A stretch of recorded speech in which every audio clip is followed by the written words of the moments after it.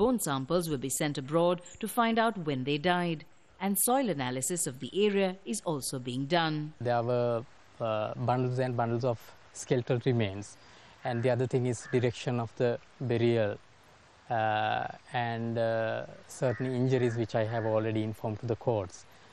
So they are unlikely to be that it's a normal burial site. Some say these are victims of a smallpox outbreak from 100 years ago, while others believe they may be those killed by a flood some years ago.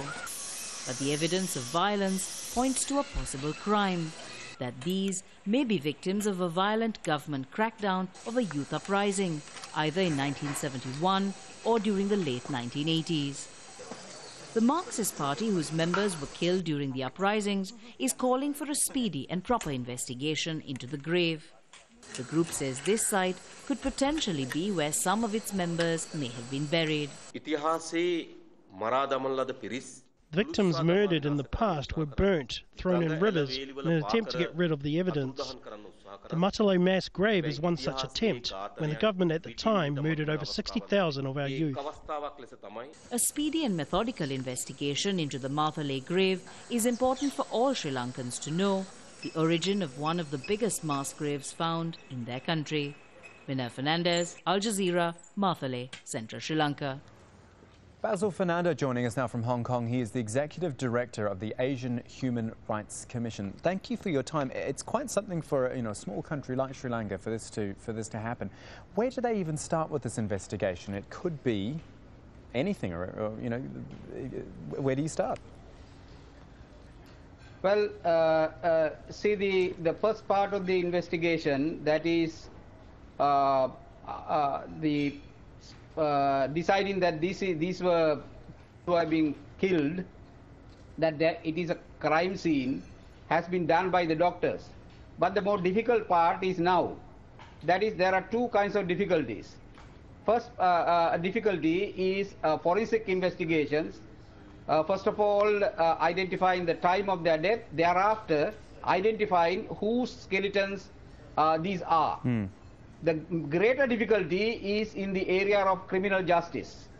Now, this will require the investigations by the police, who has to gather together the information that is already there of people who have complained of death in these areas. Already there is indication that there was a fairly large number of killings in this area. And there were camps, army camps, where this happened. Now the question is, as a habit in Sri Lanka, the investigations don't go beyond this point.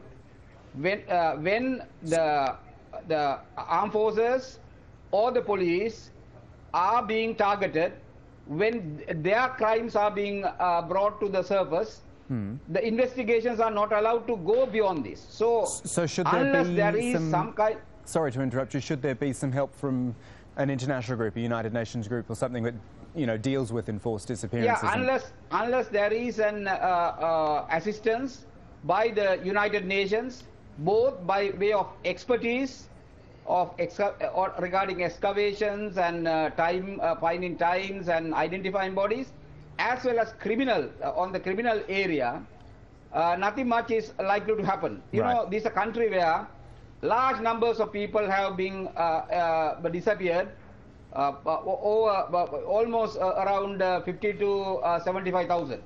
Just quickly, Basil, I've just been reading an article that you've written on this topic. I mean, how much does it surprise you that this has come out now? Or, is this issue of disappearances, things, is this something which is talked about in Sri Lanka?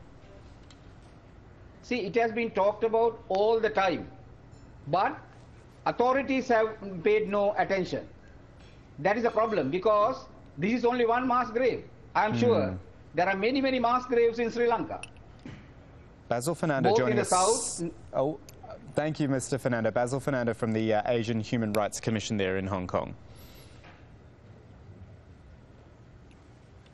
Armenians have begun voting for a new president, but it's a bitterly fought contest. We've got the details on that one coming up. And also the thousands left red in the face in Chile. Pretty easy to see why.